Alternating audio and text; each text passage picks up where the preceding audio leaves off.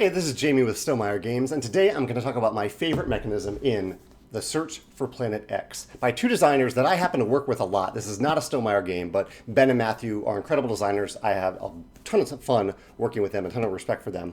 But this isn't a review. This isn't a review channel. This is me talking about my favorite mechanisms in this game. So it is subjective, but not a review, because I would be biased reviewing a game by these guys. The Search for Planet X is a deduction game in the style of, I'll use Clue as an example here. It's not social deduction, rather it's pure logistical deduction, like Clue, where you are trying to narrow down some information to determine where the mysterious planet X is and what is in the nearby sectors of Planet X. This game uses an app, and it uses an app in some really, really interesting ways.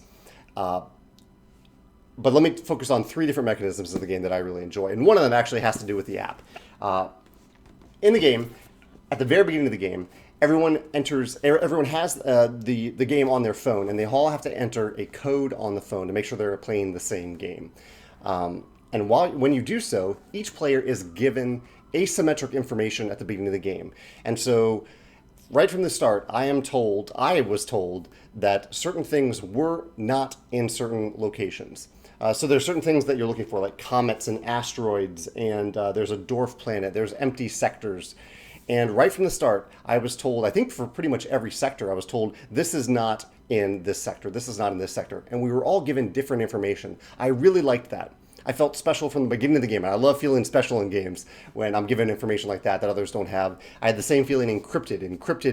Cryptid is another deduction game where you are given one piece of information, one very important piece of information that no one else has in the game. Same thing here. I'm given all this information at the beginning of the game that other players don't have. That feels awesome. I really like that.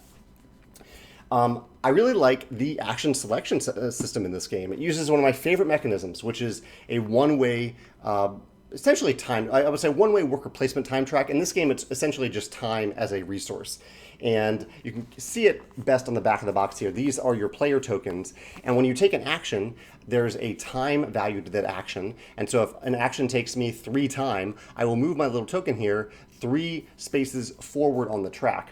And the player whose turn it is the player whose token is the furthest back on this track. It's a very simple mechanism, but it's also very easy to see whose turn it is. And it's also very easy to see, okay, if I take an action that takes a lot of time, it's not going to be my turn for a while. So you can kind of gauge the value of certain actions based on what other players are doing. And it's also relative to other players, because if I'm taking a 4-time action, but the other players are too, or if they just did, that's no longer as big of a problem than if I take just a 1-time action. So I really liked that too. The last thing that I really liked about this game is there's a very clever system for revealing what other players think is going on, or what all players think is going on in each sector.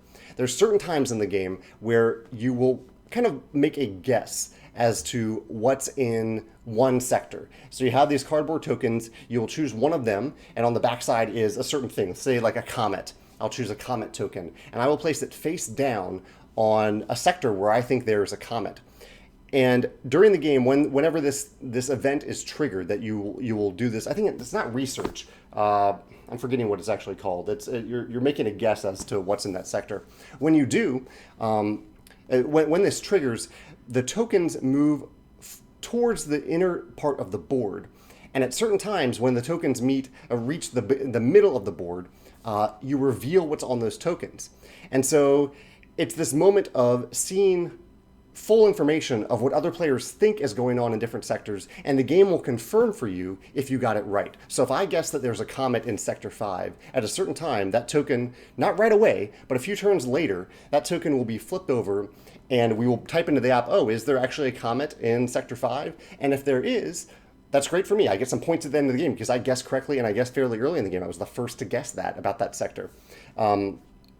And whether I was right or wrong, all players then have information about whether or not there is a comet in that sector. So I like that there is this natural interaction between players regarding the information that they're sharing. It reminded me a little bit of Treasure Island, another deduction kind of hidden movement game. This isn't a hidden movement game, but it does have deduction in Treasure Island. Those are my 3 favorite mechanisms in Planet X. Hopefully It's a little weird to explain how this game works, so feel free to watch a rules video to figure out exactly how it works. But hopefully I've given you enough information to learn something from those favorite mechanisms.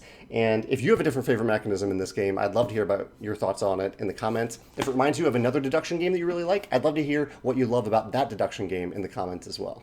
Thanks.